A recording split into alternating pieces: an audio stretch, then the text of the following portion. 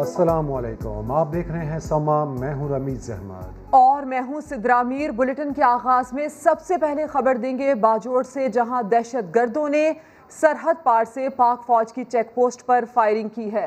DGISPR के मुताबिक दहशत गर्दों की फायरिंग से हवलदार तनवीर शहीद और एक जवान जख्मी हो गया।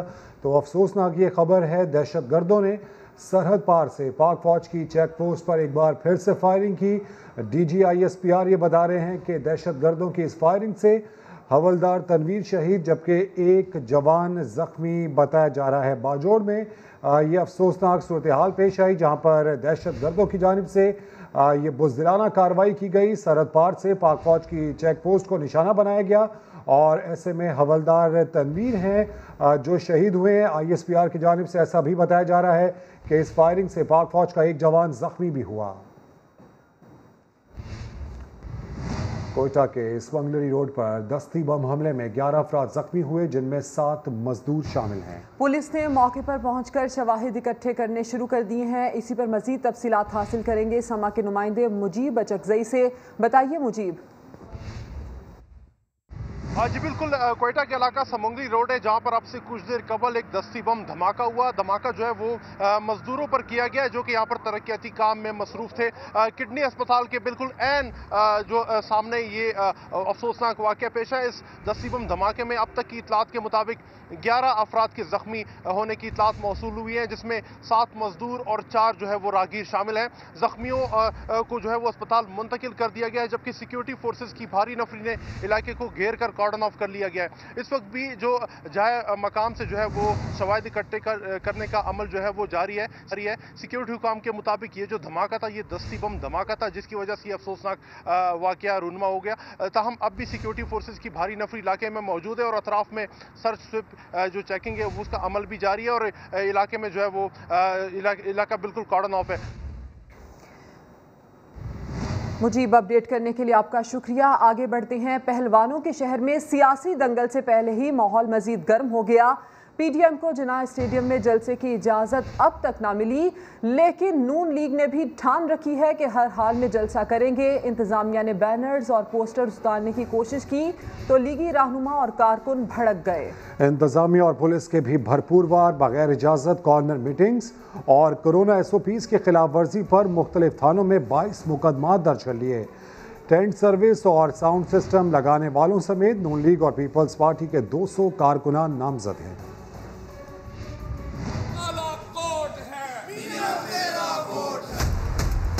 16 अक्टूबर को PDM का सियासी पार शो। नून लीगी क़यादत की तरफ से दी गई डेडलाइन खत्म होने में कुछ घंटे बाकी। इंतजामिया ने जिन्ना स्टेडियम में जलसे की इजाजत अब तक न दी। पाकिस्तान डेमोक्रेटिक अलायंस के रहनुमाओं का कहना है इजाजत न मिली तो जलसा GT रोड पर होगा। अवाम को अब अपोजिशन की बात सुनने देनी चाहिए। अगर ये डेडलाइन का मकसद ये नहीं है कि ये धमकी है, ये है कि स्टेडियम इंतजामात के लिए वक्त चाहिए। अगर वो वक्त नहीं मिलेगा तो फिर हम सड़क पे करेंगे, GT रोड पे करेंगे और ये भरपूर जलसा होगा इंशाल्लाह। लीगी रहनुमा साद रफीक बोले क्रैकडाउन किया तो जलसे से पहले जवाब आ जाएगा। मीटिंग्स को रोक रहे हैं, लोगों को पकड़ते हैं, छोड़ते हैं, पकड़ते हैं, छोड़ते हैं, बैनर उतारते हैं, होर्डिंग उतारते हैं। ये हथकंडे जो है इस दौर में ये इनका कोई फ़ायदा नहीं है, सिवाय इसके कि जो हुकूमत भी ये करती है उसके लिए ये बाइस शर्मिंदगी बनती हैं चीज़ें। ना जलसा रुकेगा ना इंशाल्लाह काफिले रुकेंगे। नवाज शरीफ के तर्जुमान मोहम्मद जुबैर की भी कड़ी तनकीद। कहा हुकूमत एक निहत्ती लड़की से खौफजदा हो गई। जब आपने जुल्म की इंतहा कर दी होती है तो फिर आपको पास ये नहीं समझ होती कि ये जब कवरेज मिलेगी और पूरा पाकिस्तान में मरीम नवाज हो रहा होगा तो इमरान खान को या तो खानों में कुछ लगा लें। दूसरी जानिब पुलिस भी हरकत में आ गई।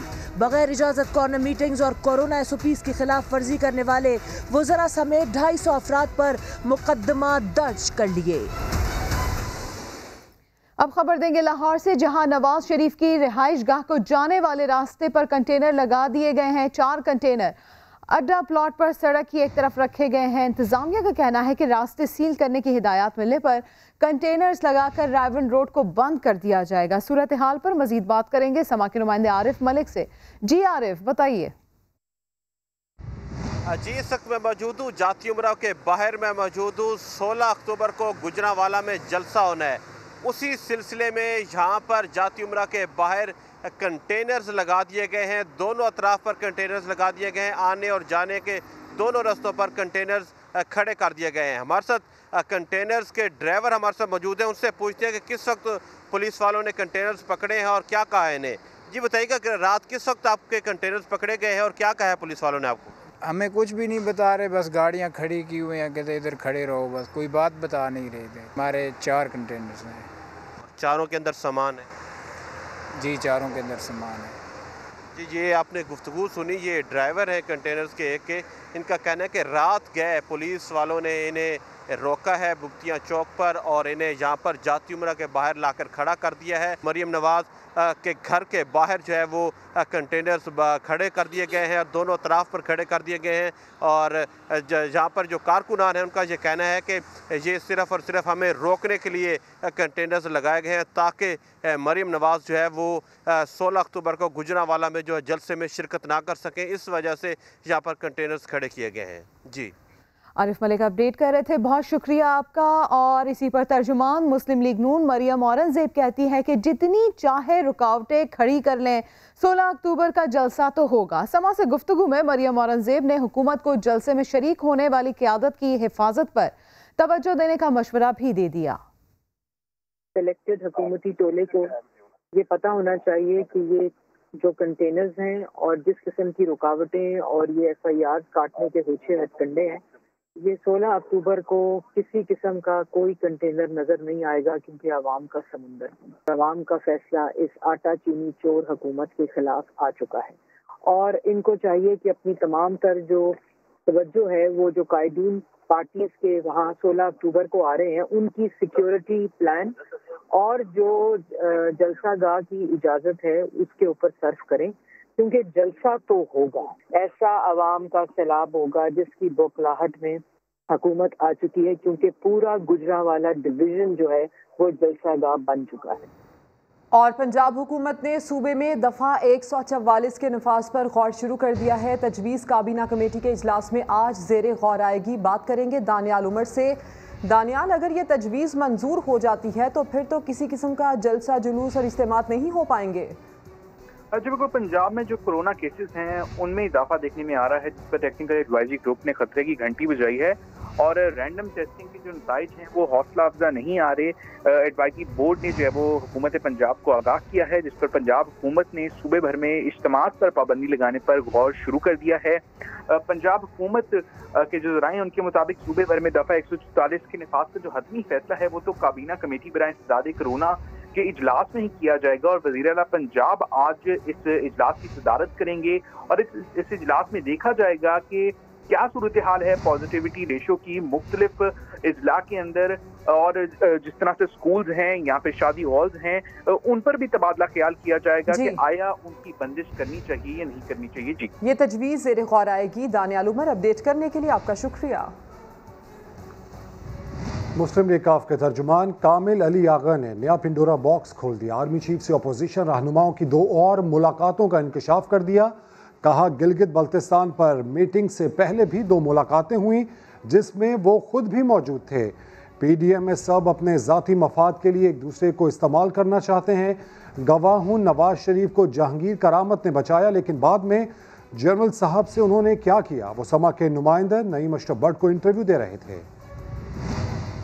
जो मुस्लिम लीग नून का तल्लक है वो तो उनका वतीरा है। आप देख लें, जब भी उनका मुफाद होता है तो ये ज़बानी बातें करेंगे कि मुल्क बड़ा अजीज़ है, लेकिन जब इनका मतलब निकल जाए तो वही वाली बात है कि वो अवाम के भी गिरबान पकड़, सबके अपने अपने मुफादात हैं और सब एक दूसरे को इस्तेमाल करने की कोशिश में है। और मौलाना फजल रहमान बड़े ज़ीरक सियासतदान हैं, वो इनके हाथों इस्तेमाल होने नहीं जा रहे। मैं लिख के दे देता हूँ। अभी तक भी उन्होंने उसकी तो वो फिर क्या करें? उसकी सदारत तो कबूल कर ली है, हाँ। लेकिन उन्होंने कहा पहले लिख के दो। मुलाकातें करती है मुस्लिम लीग नून या पीपल्स पार्टी और एक तरफ वो बयानियाँ भी ले आते हैं। सियासत बनाने वाली बात है, मसनूई सियासत बनाने वाली बात है कि कौन सा दौर था जब ये मुलाकातें नहीं होती रही। रिसेंटली इस मुलाकात से पहले जो 2 मुलाकातें थी मेरी मौजूदगी में सारे मौजूद थे। शहबाज शरीफ मौजूद था, हकान अब्बासी भी मौजूद था, राजा परवेज अशरफ भी मौजूद था, बिलावल भुट्टो जरदारी भी मौजूद था। कौन मौजूद नहीं था मुझे बताएं? वो तो नहीं इन्होंने डिस्क्लोज की बाहर आके। वो सारी चीज़ें जो है छोड़ देना जी। एक तो मुलाकात हुई थी ना जो गिलगित बल्तिस्तान, ये वो नहीं है, वो तो खुद। उसके अलावा ये तो पार्लियामानी लीडर्स की हुई ना, उसमें तो मैं नहीं था। ठीक है, मैं पार्लियामानी लीडर तो नहीं हूँ इस वक्त। एक तो बात आप यकीन कर लें कि वो रूटीन से होती रहती हैं, कभी ऐसा नहीं हुआ कि ना हो। कोई किसी ने इनकार भी नहीं किया। ये अपनी मुफाद के लिए कुछ भी कर जाते हैं, साजिशें भी कर जाते हैं। ये भी कोई पता नहीं कि इस वक्त भी ये किसी के साथ मिलकर साजिश सर जो अभी मुलाकात का नक्शा है तो ये तो एक ओवरऑल इशू हो गया ना, तो फिर जाती अकेले मिलने की क्या वो देखें मेरी बात सुनिए, जब किसी जगह पे नेशनल इशू के ऊपर, सिक्योरिटी इश्यूज के ऊपर कोई मुलाकात होती है, मशवरा हो जाता है, उसके बाद खाना होता है, तो अपने अपने मुफाद के लिए लोग फिर अलग से भी मुलाकातें डाल लेते हैं, कर लेते हैं, कोने में किसी टेबल पे बैठ के किसी जगह पे अपने मुफाद की। और ये सबने की अलग-अलग मुलाकात बाद में। वो ये लोग तो ज़ाहिर है जिनका अपना ज़ाती मुफाद होता है, वो इस किस्म की मुलाकातें भी साथ वहाँ पे बहाना मिल जाता है, कर लेते हैं। ये अपने मुफाद के लिए, बारगेन करने के लिए कई मरतबा कई अदवार के अंदर ये खुफिया मुलाकातें करते रहे हैं, होती रही हैं। ज़रूरत होती है तो किसी वक्त चौधरी निसार जैसे बंदों को, फिर मोहम्मद ज़ुबैर जैसे बंदों को इस्तेमाल किया जाता है। उस वक्त चौधरी बरादरान उनके साथ थे, क्या उनको भी जरिया बनाते थे या उनसे बाला होके और उनसे अलहदा होके ये मुलाकातें करते थे? देखिए एक मुलाकात तो मैं बता देता हूँ, मैं प्राइम मिनिस्टर उसमें मौजूद था। ये और 97 से 99 फरूक लुगारी साहब चैलेंज बने हुए थे। अच्छा। और उस वक़्त ऐसे लग रहा था कि मियां नवाज शरीफ साहब का चेहरा भी बता रहा था कि उनको ऐसे महसूस हो रहा है कि मैं हुने गया तो मैं हुने गया। उस वक़्त जहांगीर करामत साहब आनन फानन प्राइम मिनिस्टर उसमें तशरीफ़ लाए। उस वक़्त तक मियां नवाज शरीफ साहब की हवाइयाँ उड़ी हुई थी। तो मुलाकात चंद मिनटों की मुलाकात हुई, यानी कोई आधा घंटा लगा होगा। उसके बाद जहांगीर करामत साहब तशरीफ़ ले गए और मियां नवाज शरीफ साहब वापस आए तो बड़े हशाश बशाश थे। मियां साहब कोई अच्छी खबर, उन्होंने कहा अच्छी खबर है, अच्छी खबर है, अच्छी खबर। मैंने यही कहा ना कि जहांगीर करामत तो इनको बचाने वाला था, उसने बचाया। मैं गवाह हूँ उस बात का। उसके बाद उसके साथ क्या किया? काफ़ी लंबा अरसा हो गया चौधरी साहबान से खान साहब की, प्राइम मिनिस्टर की मुलाकात नहीं हो रही। वो लाहौर भी आते हैं, ज़रा जोई साहब कई दफ़ा इस्लामाबाद होते हैं। फिर एक इशाया बड़ा खास दिया और बहुत कहा भी, तो जोई साहब नहीं गए। ये बात तो बनती भी नहीं है ना, हमारी कोई तमारदारी के लिए भी ना आए तो वो कहे कि मेरी ज़ियाफत में आ जाओ, तो ये बनती नहीं है। बाकी वोट जो था वो आपने दिया, हमने कमिटमेंट है, आपने दे दिया। हम हाँ, लेकिन जाती तो नहीं। जब भट्ट साहब हम रियासत के साथ खड़े हैं, हाँ, तो फिर रियासत के साथ खड़े हैं। और आपका इत्तेहाद भी रियासत से है, सारी जिंदगी रहेगा। पीटीआई से नहीं है, रियासत सारी जिंदगी रहेगा जी रियासत के साथ। हमारी क़यादत का, हमारी जमात का रियासत के साथ इत्तेहाद रहेगा, बरमला कह रहा हूँ। और जब तक रियासत कहेगी आप पीटीआई के साथ रहेंगे। ये तो फिर आपकी तफसीलें हैं। और रियासत से मुराद रियासती इदारे ज़ाहिर है जी, रियासत हुकूमत से बड़ी चीज़ होती है। और इसी पर मजीद बात करेंगे। समा के नुमाइंदा खुसूसी नईम अशरफ भट्ट हमारे साथ मौजूद हैं। नईम, दो मजीद मुलाकातों का इंकशाफ सामने आया है। साथ ही साथ पीडीएम के हवाले से बहुत अहम बात उनकी जानिब से की गई कि दम खम नहीं है, सिर्फ ज़ाती मफाद के लिए एक दूसरे को इस्तेमाल कर रहे हैं। जी बिल्कुल।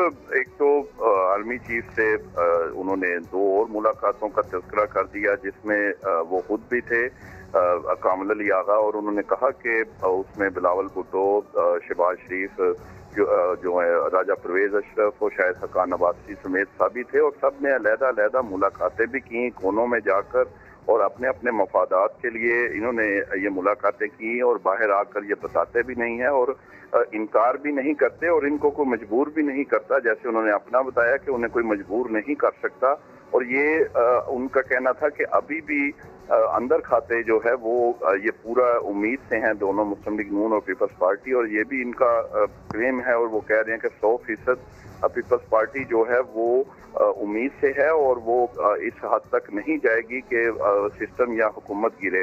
दूसरी उन्होंने अहम बात की है जो अपने उनके जमात का जो प्राइम मिनिस्टर इस वक्त हैं पीटीआई से जो इत्तेहाद है, तो उन्होंने बड़ा क्लियर कहा है कि उनका इत्तेहाद पीटीआई से नहीं है बल्कि रियासती इदारे से है, रियासत से है। और उनको जब पूछा गया क्लियर उन्होंने मजीद किया कि रियासत क्योंकि हुकूमत से बड़ी है और जब तक रियासत कहेगी यानी रियासती इदारे कहेंगे और ये इत्तेहाद रहेगा उनका पीटीआई से नहीं। तो काफी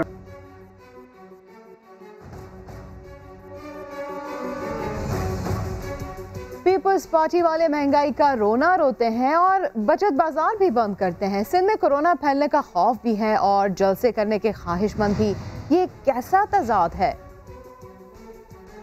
अब मुल्क को फैसला करना होगा कि इस मुल्क के लिए ज़्यादा ख़तरनाक क्या है। कोरोना वायरस को फैलाने में इस मुल्क का इस हुकूमत का हाथ है। तो ये हमें फैसला करना होगा कि कोरोना वायरस ज़्यादा डेंजरस है या कंटेनर वायरस ज़्यादा डेंजरस है। सिंध की साई सरकार का क्या कहना। एक जानिब कोरोना का रोना कि कहीं फैल न जाए, दूसरी जानिब जलसे की दरखास्तें और हुकूमत के खिलाफ इधर मजमा उधर मजमा, जैसा मौका वैसा मास्क।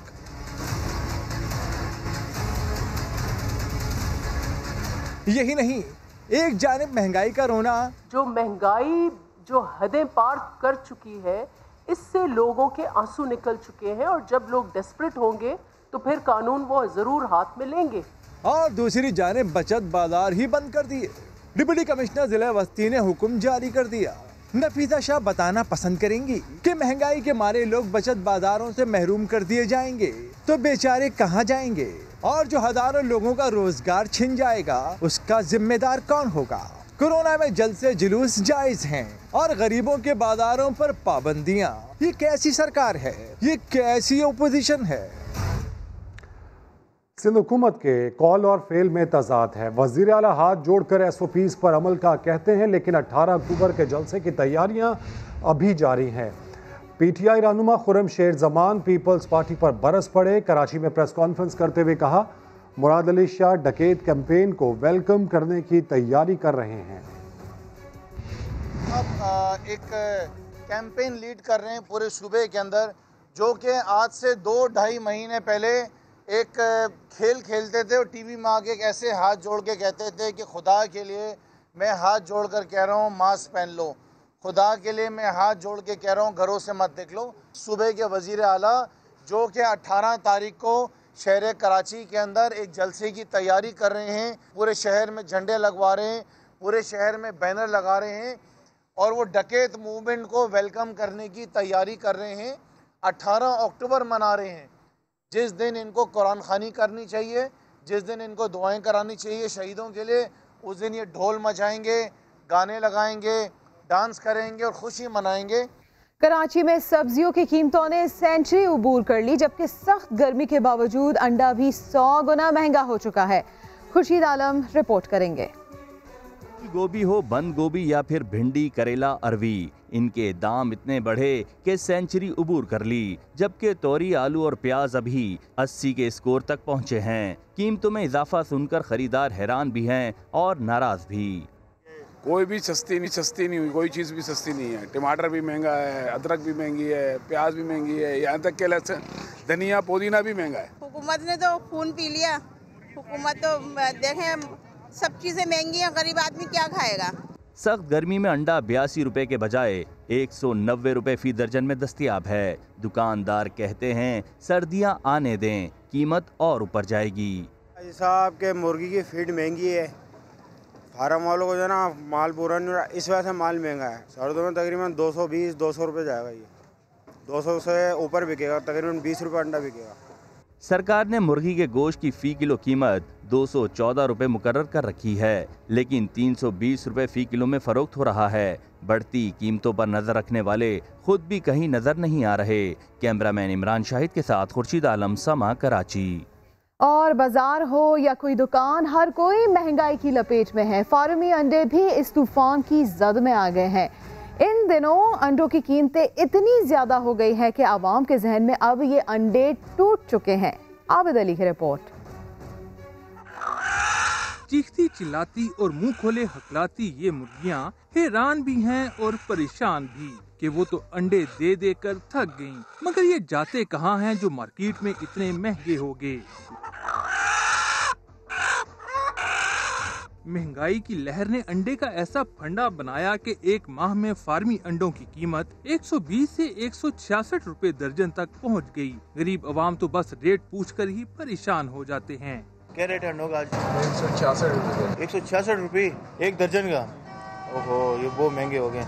शहरी अंडों के इस फंडे को फार्म मालकान की साजिश करार देते हैं। अंडे का तो ख्याल करे ही ना, गरीब जो भी हैं पीछे इनके, उनको कंट्रोल नहीं कर सक रही। तो ये क्या कर रही है गवर्नमेंट का कोई पता नहीं चल रहा कि गवर्नमेंट है भी या नहीं है। दुकानदारों की नजर में इस साजिश का मकसद क्या है वो भी जान लीजिए। मार्केट में इसमें डिमांड ज्यादा है और अंडा शॉर्टेज हुआ है सिर्फ इस गवर्नमेंट को फ्लॉप करने के लिए। मौसम सरमा ने ताहाल अपने आसार जाहिर नहीं किए, लेकिन अंडे अवाम की पहुंच से दूर हो गए। अगर यही हाल रहा तो सर्दियों में तो आम शहरी अंडों को बस दूर से ही देखा करेंगे। कैमरामैन ज़ियाफत अब्बासी के साथ आबिद अली, समा, इस्लामाबाद। और अभी मुशीर बराए एहतसाब शहजाद अकबर लाहौर में प्रेस कॉन्फ्रेंस कर रहे हैं। डोल आउट्स भी किए गए और उसके लिए इस्तेमाल किया गया इस इदारे टीपा को। अब इसमें जो बड़ी एक अहम चीज़ है जो समझने की है कि ये 2.5 अरब रुपया खर्च कैसे किया गया, क्योंकि देखिए कानून में किताब के ऊपर, कागज़ के ऊपर तो ये पैसा खर्च नहीं हो सकता, ना ही कोई टेंडर हो सकता है, ना ही कोई आप इश्तिहार दे सकते हैं, ना ही आप किसी ठेकेदार को वर्क ऑर्डर दे सकते हैं। तो मिली भगत से ये काम किया गया।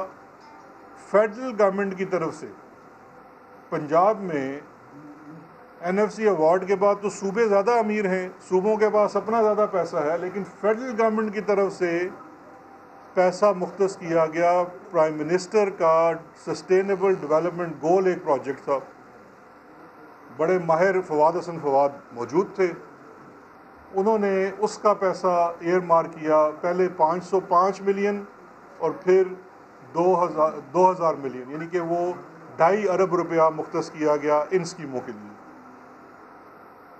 ऑन ग्राउंड सारा काम और पैसे की तरसील अगस्त, सितंबर, अक्टूबर के महीने में की गई, जबकि टेंडर, वर्क ऑर्डर वो जनवरी 2018 में किए गए,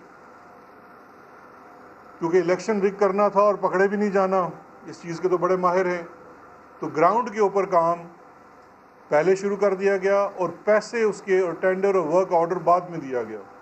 वो एक पूरी लंबी तफसील है कि वो ऑन ग्राउंड वर्क ऑर्डर, उसके बाद किस तरह से कागजात फर्ज किए गए, वो तमाम सबूत इस वक्त हमारे सामने मौजूद आ चुके हैं।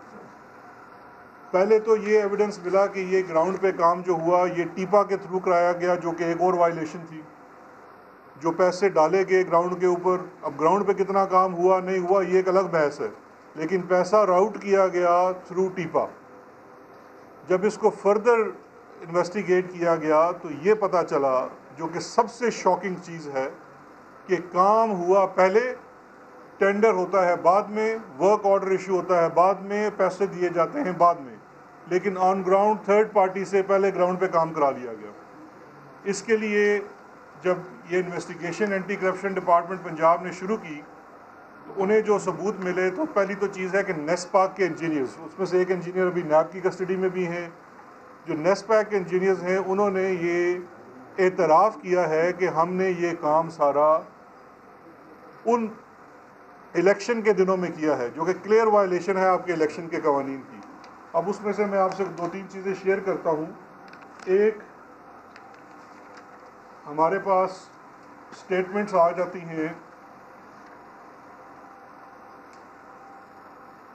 जिस स्टेटमेंट के अंदर एक बड़ी चीज़ वाज़ेह तौर पे लिख दी गई।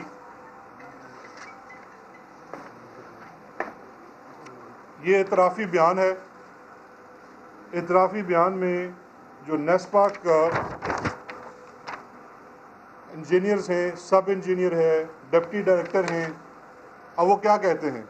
वो कहते हैं कि हल्का एक NA 120 में इलेक्शन के दौरान मैडम मरीम नवाज साहिबा ने वफाकी गवर्नमेंट से फ़ंड अरेंज करते हुए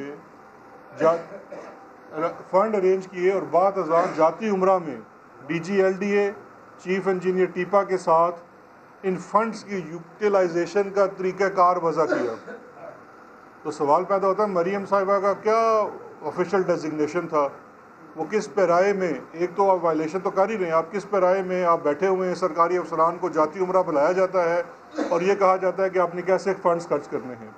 और उसके बाद हमें डायरेक्ट किया गया कि माजिद ज़हूर MPA PP 140 और बिलाल यासीन MPA PP 139 इनके साथ रब्ता करके तमाम डेवलपमेंट का काम आप प्रपोज़ करेंगे और उसको इलेक्शन के दिनों में ही कंप्लीट करेंगे। ये स्टेटमेंट्स हमारे पास आ चुकी हैं। इसके बाद ये भी बताया गया कि माजिद ज़हूर के जो दफ्तर है MPA का सफ़ा वाला चौक में और बिलाल यासीन का दफ्तर मोनी रोड, ये घर बन जाता है, वहाँ बैठ के पूरा इलेक्शन रिग किया जाता है और वहाँ से ही तमाम चीज़ें जिसको ये डायरेक्ट करते हैं वो पैसा वो चीज़ें वहाँ से डोल आउट की जाती हैं। अच्छा, सिर्फ ये इतराफ़ी बयान तो आप कहेंगे क्योंकि मैं वकील हूँ तो मैं कहूँगा जी इतराफ़ी बयान काफ़ी नहीं होता। इसके बाद कि ऑन ग्राउंड ये काम पहले किया गया, इसका पूरा फोरेंसिक एविडेंस भी एंटी करप्शन ने हासिल कर लिया। फोरेंसिक एविडेंस इन्हीं के तमाम टेलीफोन्स, उस वक़्त की जियो लोकेशंस, वो चीज़ें, तस्वीर क्योंकि भेजी जा रही थी, व्हाट्सएप के ऊपर सारा काम किया जा रहा था, वो सारा भी इस वक्त सबूत हमारे पास आ चुका है। ये वो बड़ी सिंपल सी दास्तान है कि किस तरह से छांगा मांगा की सियासत से शुरू होते हुए इलेक्शंस को रिग किया गया। आज भी जब बात करते हैं कि जी आप इलेक्शंस की हमारी हैं, आज तक हमें नहीं बता सके कि कौन से इलेक्शन के हलके आपने खोलने हैं।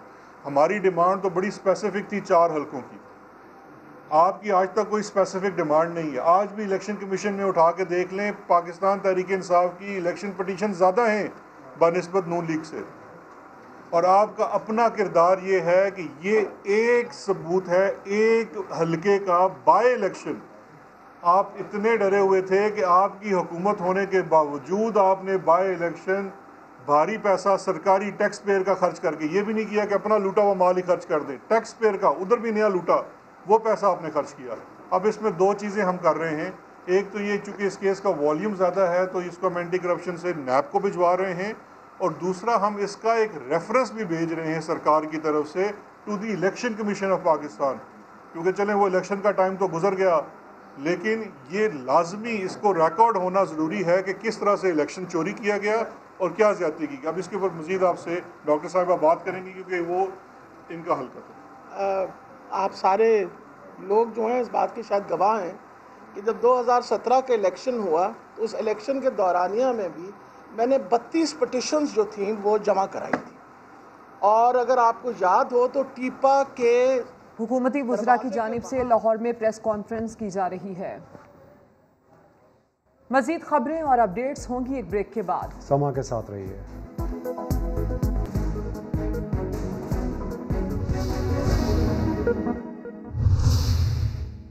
और इंशाअल्लाह आप लोगों के लिए आखिरी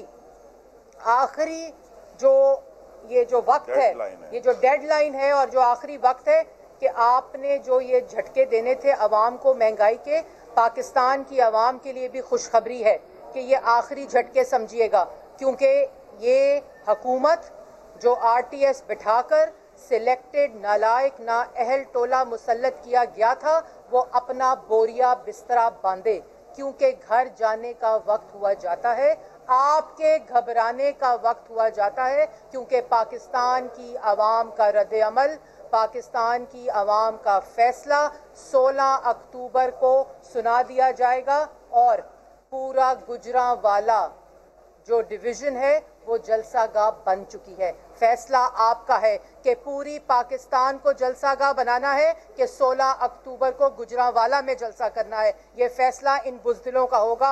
हम, हमारे कारकुन, तमाम जमातों के कायदीन इंशाअल्लाह 16 अक्टूबर को गुजरांवाला पहुंचेंगे। आप सबका शुक्रिया। जी, मोहतरमा आज़मा बुखारी। मैं सिर्फ 2 लाइनें ऐड करना चाहती हूँ। अभी जो सबसे बड़े किराए के तर्जुमान, जो इम्पोर्टेड किराए के तर्जुमान हैं, उनका मैंने गुजरांवाला में मुस्लिम लीग नून के रहनुमाओं की जानिब से न्यूज़ कॉन्फ्रेंस की जा रही है। आगे बढ़ते हुए आपको बताएं कि मुर्गियां और बकरियां कैसे पाली जाएं। सिंध में आगाही मुहिम पर 37 करोड़ रुपए खर्च कर दिए गए। सेफ्रा ने टेंडर को खिलाफ कानून करार दिया, फिर भी रकम खर्च कर दी। इसी पर रिपोर्ट करेंगे मंसूर मुखैरी।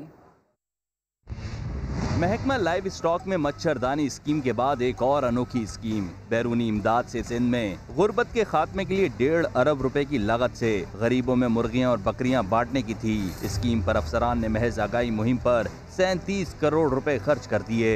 5 साल स्कीम में 33 करोड़ रुपए खर्च करने थे, लेकिन अफसरान ने 27 माह में 33 करोड़ के बजाय 37 करोड़ का ठेका मन पसंद कंपनी को दे दिया, जबकि इस मुहिम के लिए दीगर कंपनियों के टेंडर्स खोले ही नहीं गए। सिंध पब्लिक प्रिक्योरमेंट अथॉरिटी ने टेंडर को खिलाफ कानून करार देकर अफसरान के खिलाफ कार्रवाई की सिफारिश की। सिंध पेपरा की सिफारिश के खिलाफ तमाम पैसे निकाले गए और वक्त से कबल ही खर्च कर दिए गए। सिंध हुकूमत के अपने प्रोजेक्ट पर अफसरान तो हाथ साफ करते रहे, लेकिन बैरूनी इमदाद से चलने वाले इस मंसूबे में भी बड़ा टीका लगाया गया। देखना यह है कि करप्शन में मुलविस अफसरान के खिलाफ कार्रवाई होगी या फिर ये केस भी कागजों तक महदूद रहेगा। मंसूर मुगैरी, समा, कराची। किसी भी खबर के लिए विजिट कीजिए हमारी वेबसाइट sama.tv। इसके अलावा आप हमें फेसबुक और ट्विटर पर भी ज्वाइन कर सकते हैं। एक ब्रेक के बाद होंगी हेडलाइंस, देखते रहिए समा।